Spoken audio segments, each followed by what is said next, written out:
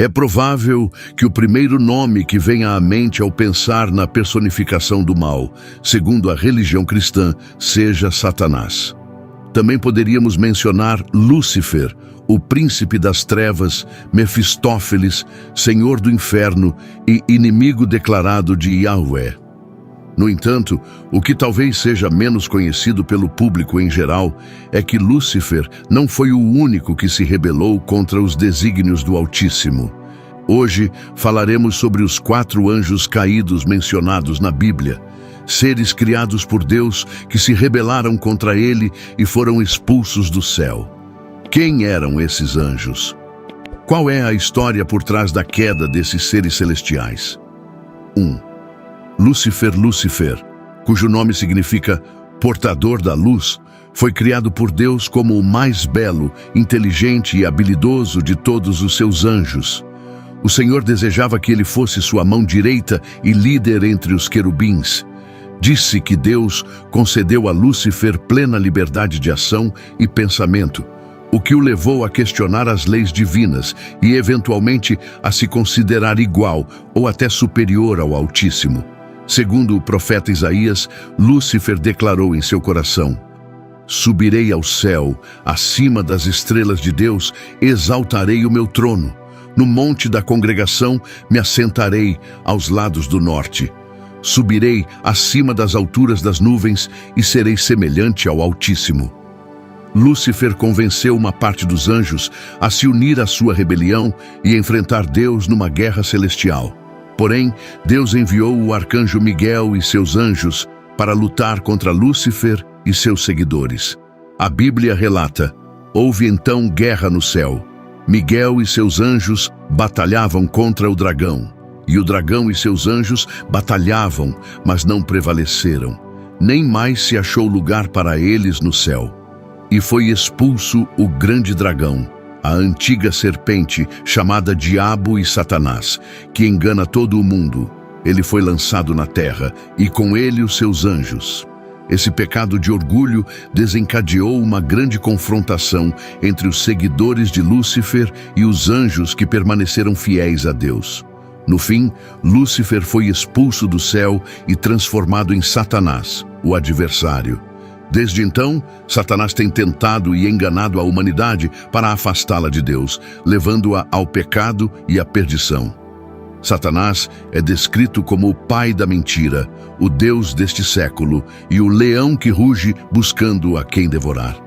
Segundo Samiasa é outro dos anjos caídos e também um dos líderes da rebelião. Seu nome significa aquele que vê a Deus, e ele é considerado um dos anjos mais sábios e conhecedores dos segredos celestiais. De acordo com o livro de Enoque, um texto apócrifo citado por alguns autores bíblicos, mas que não faz parte do cânon, Samiasa liderava os vigilantes, um grupo de anjos enviados por Deus à Terra para observar e ensinar a humanidade. No entanto, Samiasa e os vigilantes se apaixonaram pelas filhas dos homens e se uniram a elas, desobedecendo às leis divinas. O livro de Enoque relata: "E aconteceu que, quando os filhos dos homens se multiplicaram naqueles dias, nasceram-lhes filhas belas. Os vigilantes, filhos do céu, viram-nas e desejaram-nas, e disseram uns aos outros: Vamos escolher esposas dentre as filhas dos homens e gerar filhos. Samiasa, seu líder, disse: Temo que vocês não queiram fazer isso e que eu carregue sozinho esse grande pecado. Todos responderam: Juremos e comprometamo-nos sob maldição a não abandonar este plano, mas a cumpri-lo. Então, todos juntos juraram e se comprometeram sob uma maldição. Ao todo, 200 anjos desceram sobre Aris, o topo do monte Hermon. Samiasa e os vigilantes tomaram esposas humanas e ensinaram aos seus filhos os segredos celestiais, como astrologia, uso de plantas, fabricação de armas e elaboração de joias. Contudo, esse conhecimento foi usado para o mal, gerando corrupção, violência e impiedade. Os filhos dos vigilantes e das mulheres humanas foram os gigantes chamados Nefilins, que devoravam homens e animais, causando destruição sobre a terra. O livro de Enoque afirma: e os gigantes consumiram o trabalho dos homens, até que estes não puderam mais sustentá-los. Então os gigantes se voltaram contra os homens para devorá-los e começaram a pecar contra as aves, os animais, os répteis e os peixes, consumindo a carne uns dos outros e bebendo seu sangue. A terra acusou os violentos por todo o mal que haviam causado. Deus viu a maldade dos homens e dos anjos caídos e se arrependeu de tê-los criado. Por isso, decidiu enviar o grande dilúvio para destruir toda a vida na terra, exceto Noé e sua família, que eram justos e obedientes a Deus. Deus também puniu Samiasa e os vigilantes, acorrentando-os no abismo, um lugar de trevas e tormento onde aguardam o juízo final. O livro de Enoque relata: então o Altíssimo, o Grande e o Santo, falou e enviou Uriel à casa de Lameque, dizendo: vá até Noé e diga em meu nome: homem, esconda-se e revele o fim que está próximo, porque toda a terra perecerá, e o dilúvio virá sobre toda a terra para destruir tudo o que há nela. Avise-o para escapar, e para que sua descendência seja preservada para todas as gerações do mundo. Além disso, o Senhor ordenou a Rafael: vá e amarre suas mãos e pés e lance-os nas trevas. Faça uma abertura no deserto que está em Dudael e jogue-o ali. Cubra-o com pedras ásperas e escuridão para que permaneça ali para sempre. Esconda seu rosto para que não veja a luz. E no grande dia do julgamento, ele seja lançado ao fogo. Cure a terra que os anjos corromperam e proclame que eu a purificarei e que não destruirei novamente toda a carne com o dilúvio que preparei sobre a terra. Então o Senhor disse a Miguel: vá e anuncie a Samiasa e aos seus associados que se uniram com mulheres e se contaminaram com suas impurezas. Quando todos os seus filhos se matarem uns aos outros e eles próprios presenciarem a destruição de seus entes queridos, acorrente-os por 70 gerações sob as colinas da terra, até o dia do julgamento e da consumação. E quando chegar o dia do juízo, aqueles que estão no abismo serão levados ao fogo, onde serão atormentados num lugar de castigo eterno. Assim, Samiasa e os vigilantes foram condenados por Deus, e seus filhos, os Nefilins, foram aniquilados pelo dilúvio. No entanto, alguns deles sobreviveram e se tornaram espíritos malignos que vagam pelo mundo, buscando corpos para possuir e almas para corromper. Samiasa simboliza a sabedoria pervertida, a curiosidade impura e a luxúria descontrolada. 3. Azazel é outro dos anjos caídos e também um dos mais temíveis. Seu nome significa aquele a quem Deus fortalece, e ele é considerado o anjo mais corajoso e habilidoso na arte da guerra. Segundo o livro de Enoque, Azazel foi um dos vigilantes que se uniu às mulheres e lhes ensinou os segredos celestiais. Ele se destacou por ensinar aos homens como fabricar armas, armaduras e escudos, e às mulheres como se embelezar pintando os olhos, tingindo os cabelos e usando joias e adornos. Azazel introduziu a violência, a vaidade e a idolatria no mundo. O livro de Enoque relata: Azazel ensinou aos homens a fazer espadas e facas, escudos e couraças, e os instruiu sobre os metais da terra e a arte de trabalhá-los. Ele mostrou braceletes, adornos, o uso do antimônio, o embelezamento dos olhos, o uso de pedras preciosas e todo tipo de tinturas de cor. E assim, o mal se espalhou, a moral se corrompeu. Entregaram-se à fornicação e desviaram-se, e todos os seus caminhos se perverteram. Deus também puniu Azazel por seus pecados, responsabilizando-o por todo o mal que havia causado na terra. Ele ordenou ao arcanjo Rafael que o acorrentasse e o jogasse no deserto, onde permaneceria até o dia do julgamento. O livro de Enoque afirma: e o Senhor disse a Rafael: vá e amarre Azazel de pés e mãos, e lance-o nas trevas. Faça uma abertura no deserto que está em Dudael e jogue-o ali. Cubra-o com pedras ásperas e escuridão, para que permaneça ali para sempre. Esconda seu rosto para que não veja a luz, e, no grande dia do julgamento, ele seja lançado ao fogo.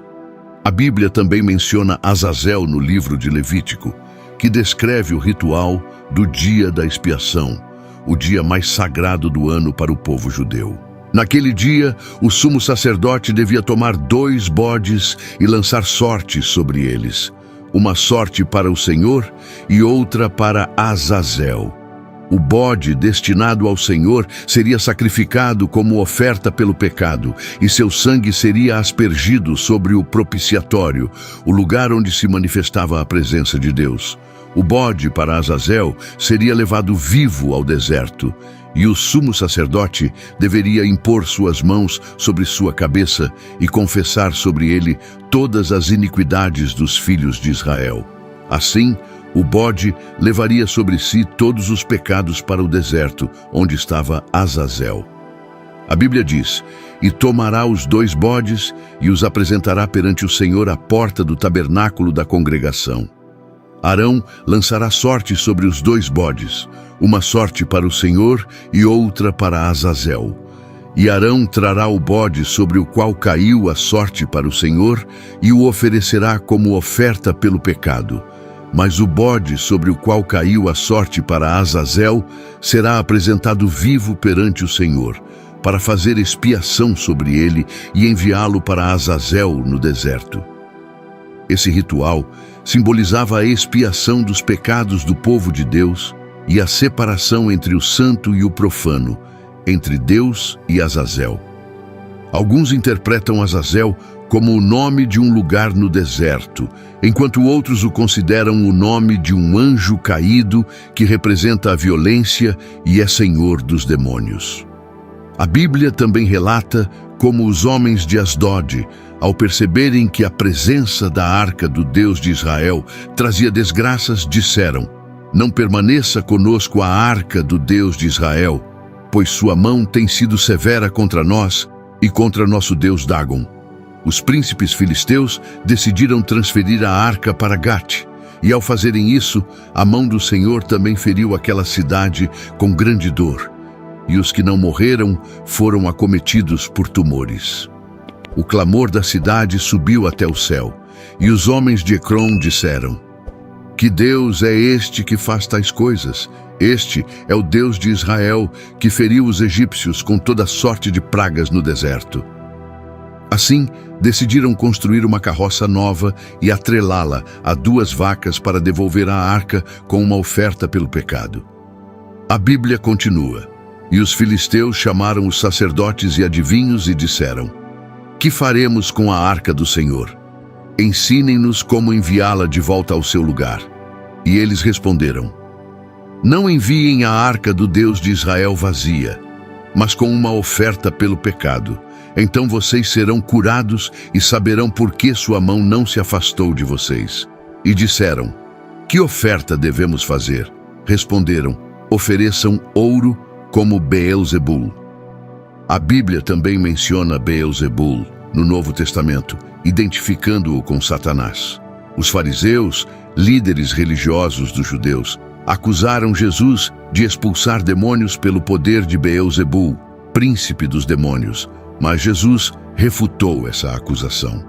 A Bíblia relata: "Então trouxeram a ele um endemoniado, cego e mudo, e ele o curou, de modo que o cego e mudo falava e via. Toda a multidão, admirada, dizia: Não seria este o filho de Davi? Mas, quando os fariseus ouviram isso, disseram: Este homem não expulsa demônios, senão pelo poder de Beelzebul, príncipe dos demônios. E Jesus, conhecendo seus pensamentos, lhes disse: Todo reino dividido contra si mesmo será arruinado. Toda cidade ou casa dividida contra si mesma não subsistirá.